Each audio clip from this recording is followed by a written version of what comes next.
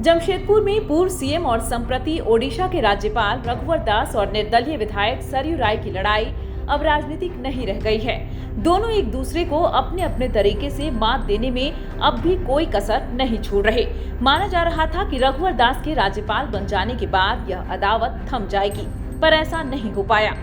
अदावत की कहानी 2019 से तब शुरू हुई जब भाजपा ने सरयू राय को जमशेदपुर पश्चिमी सीट से टिकट नहीं दिया।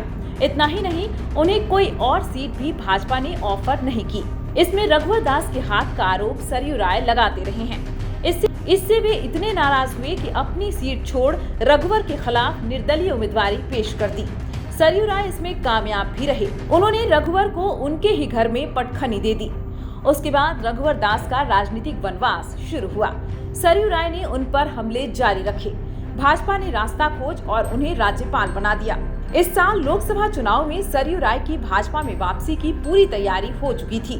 उन्हें धनबाद से टिकट मिलना था, लेकिन झारखंड की राजनीति में रुचि रखने वाले रघुवर को यह पसंद नहीं आया। उन्होंने फिर वीटो का इस्तेमाल किया और सरयू भाजपा में जाते जाते रह गए।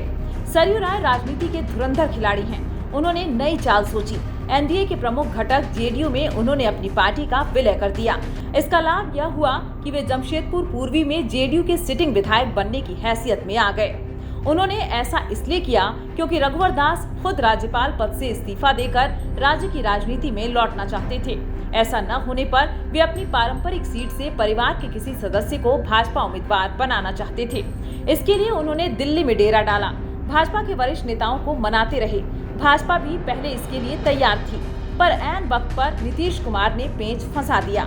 उन्होंने किसी भी हालत में जमशेदपुर पूर्वी की सीट छोड़ने से मना कर दिया। नीतीश कुमार की भाजपा में क्या अहमियत है, यह किसी से छिपी हुई नहीं है। केंद्र में नरेंद्र मोदी सरकार अगर कुछ प्रमुख और पुराने सहयोगियों के सहारे चल रही है, तो उसमें जेडीयू भी एक है। भाजपा ने शायद नीतीश कुमार की बात मान ली है। रघुवर दास को निराश होना पड़ा है, हालांकि यह अपुष्ट सूचना है। एनडीए में टिकट बंटवारे का जब तक ऐलान नहीं हो जाता, तब तक इसे पुष्ट नहीं माना जा सकता। वैसे भाजपा सांसद निशिकांत दुबे ने सोशल मीडिया प्लेटफॉर्म एक्स पर तो यही संकेत दिया है कि रघुवर दास को इस बार निराश होना पड़ा है। निशिकांत दुबे ने लिखा है, भाजपा में कोई कंफ्यूजन नहीं है। केंद्रीय नेतृत्व ने रघुवर दास को ओडिशा का राज्यपाल बनाया है। पहली बार ओडिशा में अपने दम पर हमारी सरकार है। रघुवर जी को झारखंड सरकार के मंत्री, मुख्यमंत्री, प्रदेश अध्यक्ष रहने के कारण बहुत अनुभव है, इसलिए नई सरकार को ओडिशा में वे मार्गदर्शन देते रहेंगे। जहां तक सरयू राय का सवाल है, अब वो जेडीयू में है। दोनों पार्टी का नेतृत्व गठबंधन के तहत जो भी निर्णय लेगा वही अंतिम होगा। इस तरह का कयास हेमंत सोरेन जी की सरकार के भ्रष्टाचार से ध्यान हटाने की कोशिश है। इससे एक बात तो साफ हो गई है कि रघुवर दास की झारखंड में वापसी फिलहाल संभव नहीं है।